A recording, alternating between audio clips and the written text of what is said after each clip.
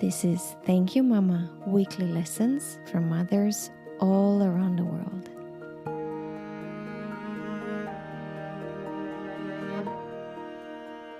Hi and welcome to Thank You Mama. I'm Anna Teider and my guest today is Elisa Sitbon from Paris. Hi, Elisa. Hi, Anna. Hi. Elisa is an economist and she worked for many years for Gates Foundation and now she works for United Nations. Elisa, will you tell me more? Hi, Anna. First, thank you so much for having me on your show. I'm really happy to be here and to tell you about my mom. I'm so excited. It's a beautiful story and a beautiful relationship. Thank you. So my name is Elisa Sitbon, and so I was born and raised in Paris, in France. And so to go back to what I do, so I work for the UN right now as a policy advisor. I'm a consultant for them, and I basically help African governments put in place policies to help the vulnerable and the poor get access to the basic financial services that they need. And before COVID, I was traveling to West Africa quite a bit. And I work from home, trying to provide my support from Paris online. While homeschooling your two children? Yes, while homeschooling the children, while making dinner, while making lunch, while taking the kids out, the usual. I know. We are all ready for this to be over. Oh, yes. Well, we've started deconfining in France, so hopefully the task will be easier. Elisa, will you please tell me about your mom, Corinne? Yes, Corinne. She was born in a Jewish Tunisian family in 1957 in Tunis, in Tunisia. And they left Tunisia when she was about 7 to settle in France. What's interesting for me is to learn why they left Tunisia.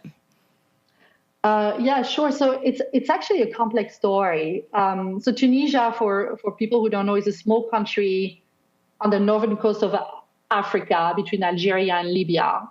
And at the time, it was under French protectorate, which basically means that it was a colonized country. And Tunisia became independent from France around, I believe, 1956. And the country was mainly made up of Arab Muslims, Arab Jews, and French people at the time. And I think when the French left, I think a lot of Jews thought at the time that the country was Tunisia. They had been there for a very long time. And they did want to stay, but at the same time, I think they felt increasing tensions with the Muslim population, especially after the French completely left in 1961.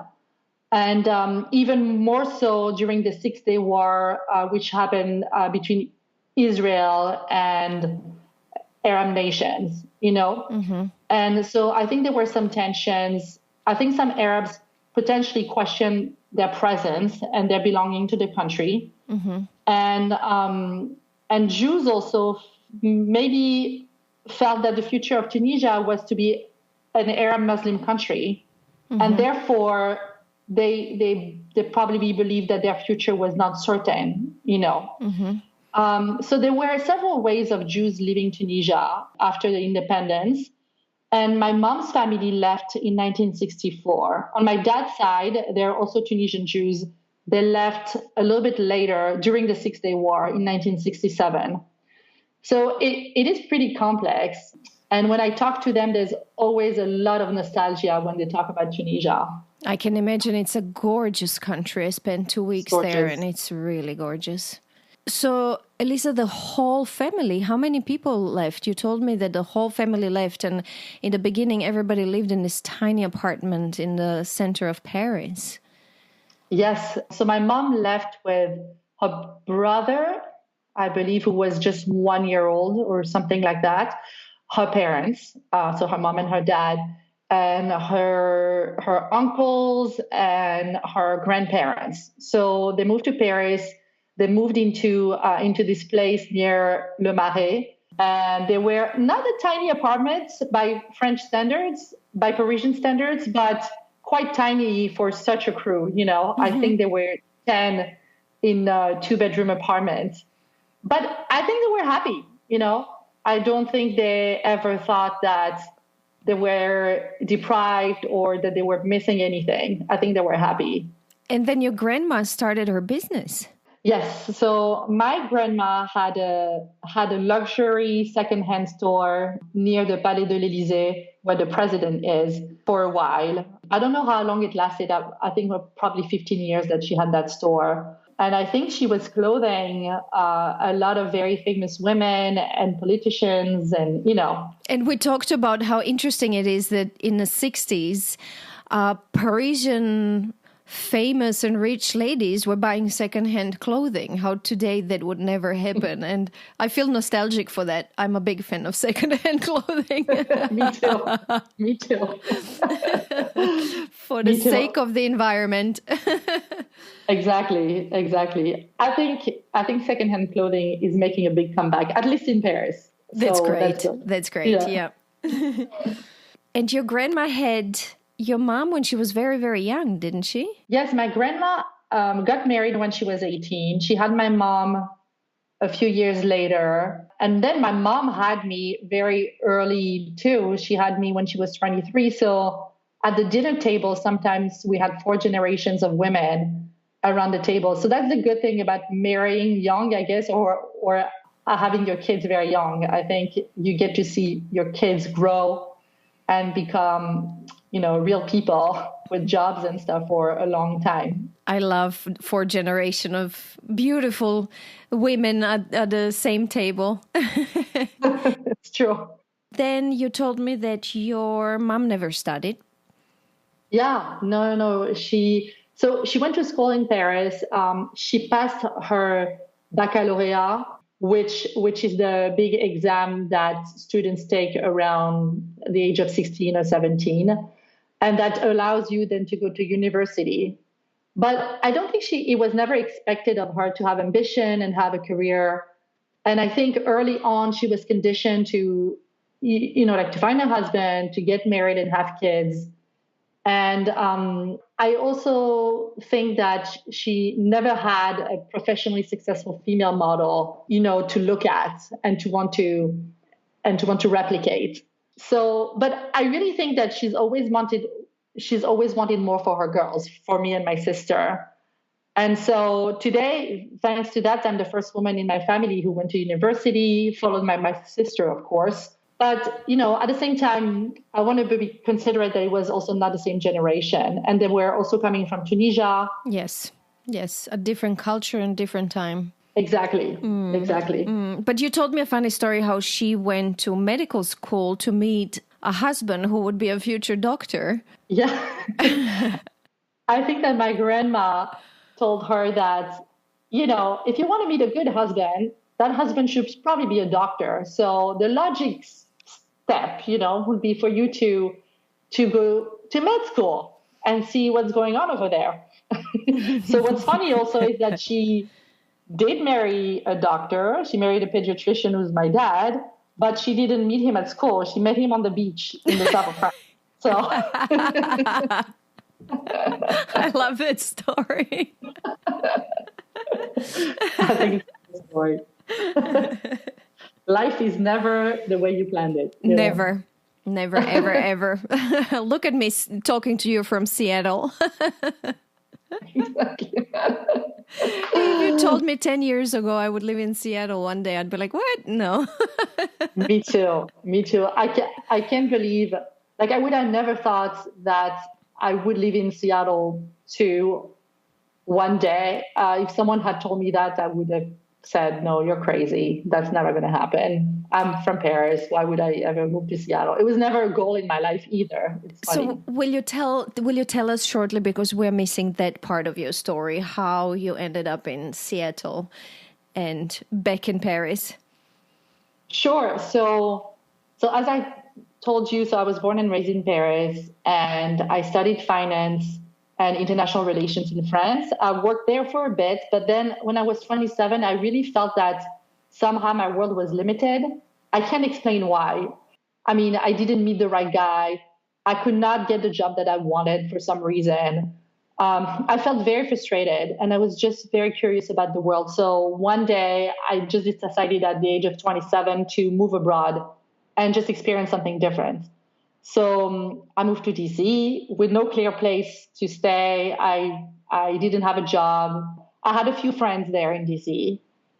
So that helped me a lot, but I didn't have a clear path. But eventually I found a place, I found a job, and then I moved to New York for a job. I was working for an NGO. Then I moved back to DC for another job. I moved there to work for the World Bank. And then I met a guy, Jake, and then we decided to move to Seattle for work. And so in the end, I worked for the World Bank, I worked for the Gates Foundation, and I lived in Seattle, I lived in DC, I lived in New York. I would have never thought that would happen, you know. You really managed to expand your world. you did it. I did it. But hey, totally. And then you went back to Paris. That's interesting. You're like, I saw the world. Thank you very much. No, that's not that, because I hear you. And I did expand my world, but I think then I had kids, and then everything changes when you have kids for some reason. Before I had kids, I had nightmares. I don't know why, because things were fine in France, but I had nightmares that I would be forced to go back to France. I don't know why. Oh, that's funny. And yeah, I didn't want to go. And I felt like I would never want to move back. I don't know why, because life was still okay in France. But then I had two kids. And after 12 years spent in the US, I felt, I don't know, the need to be back in France. I was craving France. I was dreaming of Paris. I had like this kind of romanticized American view of Paris. You know, oh, Paris is romantic. It's beautiful. I want to live there. And it was so weird. So I think I wanted also to be closer to my family and to my mom. Mm-hmm. And I wanted my kids to speak French, to know my culture. And that's what happened. So now I'm back in Paris with an American, Alaskan-born husband and my two kids. How is Paris? Did you get what you dreamt of, or are you disappointed, or are you like, no, this is good? I'm really happy. I'm really wonderful. Happy. Great. I got the romantic Paris. I got the cultural Paris. I got the old walls of Paris. I got everything that I was craving for, you know, and I had my mom. Of course. I absolutely feel you and understand you. I miss Vienna. Yeah, I know. But let's go back to Mom Corinne. Yes. Let's go to Mama's lessons. Ooh. So there are many. There were many. So there are many lessons. I tried to kind of select the ones that I thought were the most important. The first one, I think, is open-mindedness. She is truly one of the most open-minded people I know, and which allows her to build avenues of communications and emotional connection between her and people. It's amazing. And one example of that is with me. When for the first time I was intimate with my boyfriend when I was 20, I think. So I went to tell her, and I was wondering what her response would be. And I will always remember what she said. I was expecting, I don't know, everything but that. And she said to me, how was it? How do you feel? And I didn't expect that. I just expected something like, oh, were you careful? And, you know, kind of not being happy about it. But instead of giving me a difficult time, she decided to connect with me. And I want to be like that for my kids, and especially for my daughter. And I think I always had a good relationship with her because of that. But beyond that, I think, like, right now we're in a world of extreme digital communication. Like, we know how to communicate over the internet. We have all the social media. There's many ways to connect with people. But yet it's surprisingly difficult to make a meaningful connection with people. And I think it's just a rare quality that I want to instill in my kids. I think it's fundamental, especially in today's world. Then I kind of want to say also, and I'm sorry to make this a little bit not political, but kind of reflecting on what's happening today and the state of the US right now, which I am a citizen of right now, and all of the division. It's more than ever necessary to connect with others, you know, to speak out for people, to help them be happy and have a good experience, and understand that we're all in the same boat. You know, it's not because you're a Democrat or you're a Republican or you're Black or you're white. We need to hear out people, to speak out for them. And I think, just to be more connected. And my being able to do that today, I think really comes from my mom. And I'm truly grateful for that.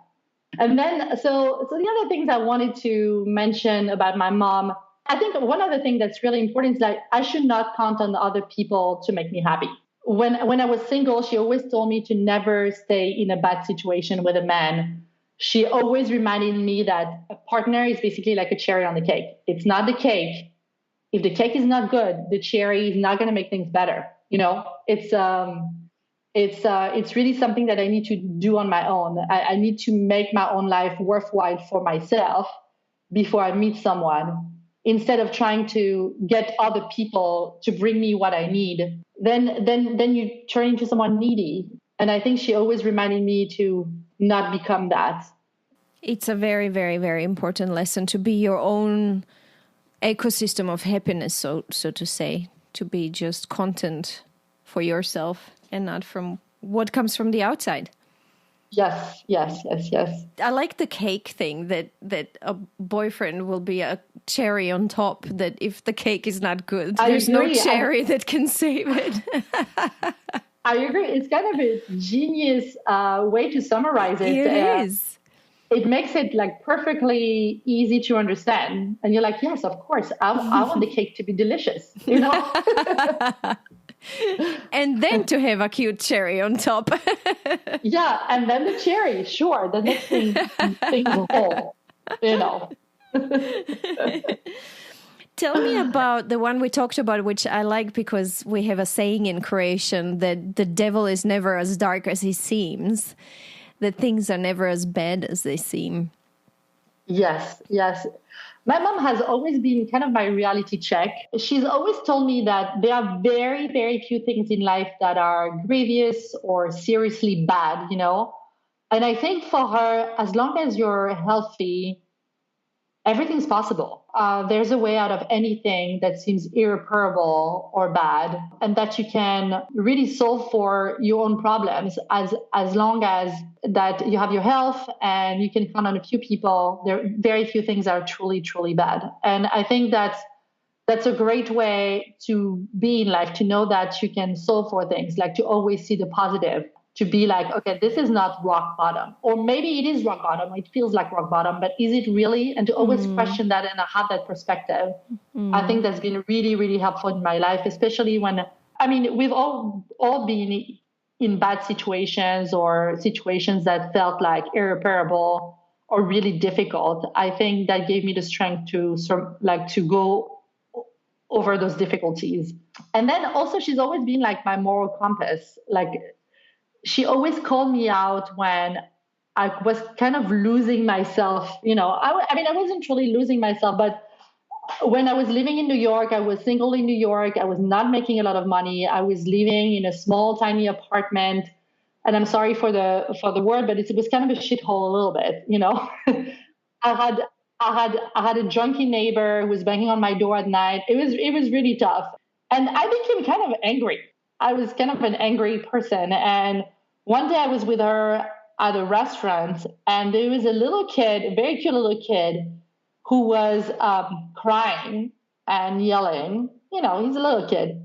And I was so angry at the baby. I was like, oh, that baby would not let me have my lunch, like in a nice and calm environment. And she looked at me and she was like, who are you? You're like this old cat lady, like that. And I always remember this moment. Like I just realized I was taking a trajectory that was not who I was, and she reminded me of that. But that reminds me, that kind of leads me beautifully into the good mood. Yeah. So when we talked, I think I was telling you that my mom has this ultimate form of politeness, to always wear a smile on her face. I think even when she has a hard day, and she doesn't do it on purpose. She's not like, oh, I had a hard day, but I'm going to put a fake smile on my face. No, she does it instinctively. When she sees, like someone she knows, she's not going to share the weight of her day with a person, not because she doesn't want to share the experience, but because it's not something you do, like you want to acknowledge their presence and cherish their presence. And so there's something very social and even very mundane about smiling at people, because by smiling at people, you raise their profile. You say, I acknowledge you, and you say, I see you. It just reminds me of this quote by Jacques Prévert, which basically says we should try to be happy, if only to set an example. And that's exactly who she is. She's always very, happy, in a good mood, even though she may have had a hard day. I'm curious about, because, I'm Croatian and I grew up in Austria and now I live in the States. Do you think that's a very cultural thing? Because I feel like that's more done in the States, that people just plaster a smile on their face, whereas coming from Austria, where people do not do that. If they have a bad day and if they're in a bad mood, they'll show you they're in a bad mood. Do you think this is a cultural thing? I don't know so well how it is in France, that you have to be reminded, just put a smile on your face. Well, I guess the stereotype in France is especially in Paris, is to think of Parisian people as people who frown all the time, or not happy, and who want something different than what they have. So then it wouldn't come from France. I think in the US also people have a tendency to. It's kind of I'm sorry because it's absolutely a stereotype. It's kind of a commercial smile. Like you want to say, hi, how are you today? Would you like me to? It's kind of that. And so that's completely different. I think if it comes from anywhere, it comes from Tunisia, and it's truly genuine. It's just like, I want to be with you right now. I don't want to be with my problems. I don't want to be, I just want to listen to you, and I want to be with you.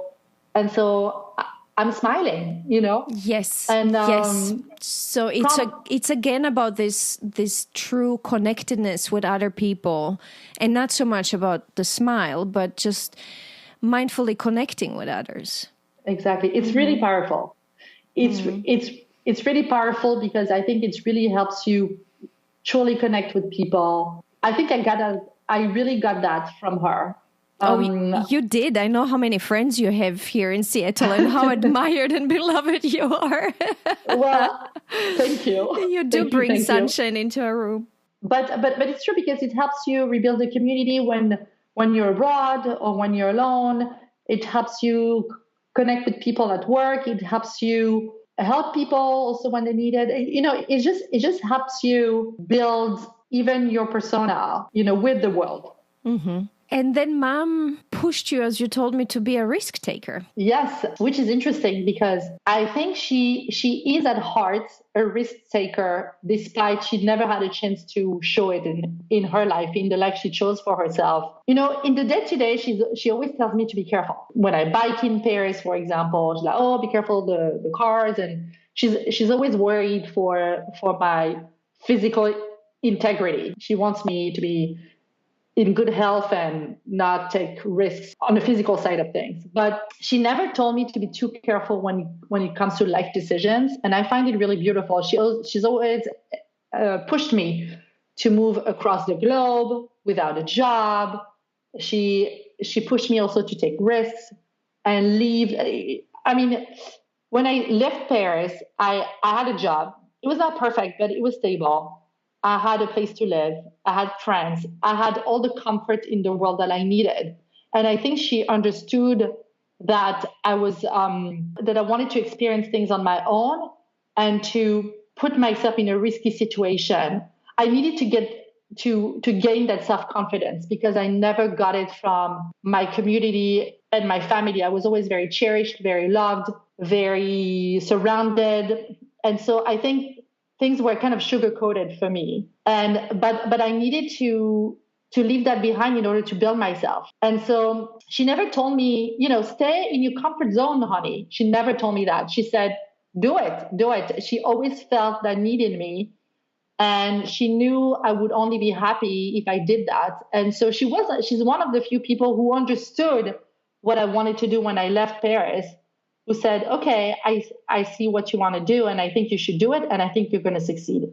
All my other friends thought I was crazy. They all told me it's really hard to move to the US. It's really hard to change life. It's really hard to find a job in a place where and I think at the time I didn't even speak good English, And, I'm so sorry. It's okay. COVID times. I'm so sorry. That was really unplanned. I thought I had things under control in the house. But oh, no, you never. No, during these times, you don't have things under control. I love what you're saying. It reminds me of my mom. My mom was the same. She was always supporting me in all my decisions, even when she didn't understand them. But she just had my back always. And that's so valuable. It truly gives you the self-confidence to do things. Yes. And I think as an individual, if you don't have that basic self-confidence of other people believing you can do things on your own and that you have this ability to transcend yourself and do something different, without that, I think I would be in a totally different place today, Absolutely. Yeah. And to build experiences, now I understand how important that is. And that's what my mom always told me. She said, just try it, if nothing else, so that you have had that experience as well. You need to collect experiences in life. Exactly. So, which takes me to one thing that happened. I remember when I was living in New York in that shithole, sorry. She visited me and she saw that place, with a junkie neighbor, with the bad building, a thankless job.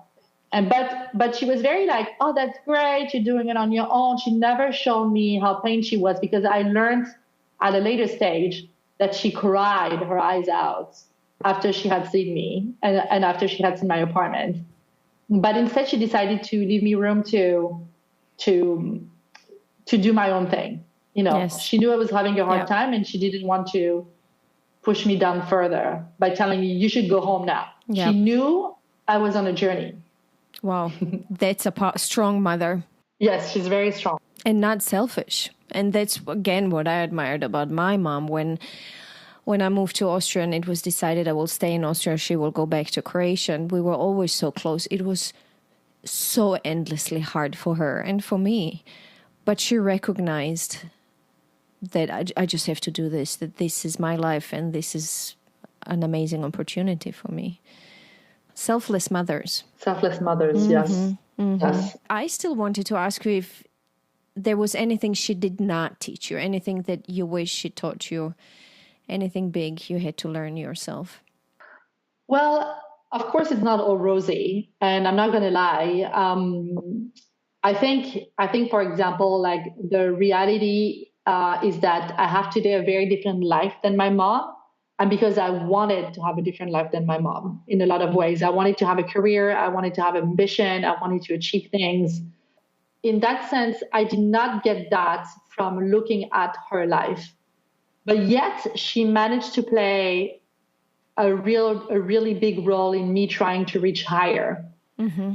So, I can't blame her for that, because I think she did not get the same opportunities than the ones I had. I would think I was born in a different generation where it was expected of me to study, mm-hmm. and it was, and it would be fine if I had a career and if I wanted to achieve things. Whereas I think in the context in which she was born, I think it was different, or it wasn't required. I think the requirements part of it is important, because I think often that's enough to push kids and to push women to do things too. And I think she just didn't have that role model. She just didn't have the opportunity, and that was not expected or required of her. It's beautiful that we understand where they come from. Yes. And forgive them for certain things, because we try to understand what their circumstances are and what luggage they carry with them. Yes, exactly.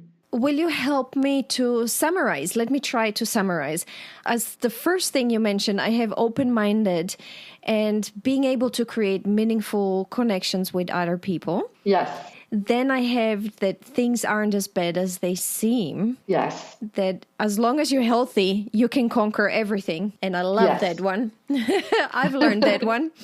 Then we have not to depend on other people to make you happy. Yes. To be incorruptible in a relationship with a man. Yes. That a boyfriend is just a cherry or a husband on your cake. And it depends on you how good your cake will be. Yes, exactly.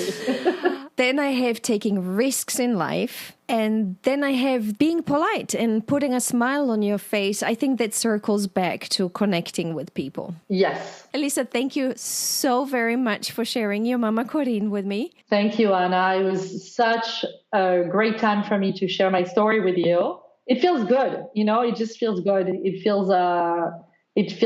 a moment to meditate and to connect with your own story too.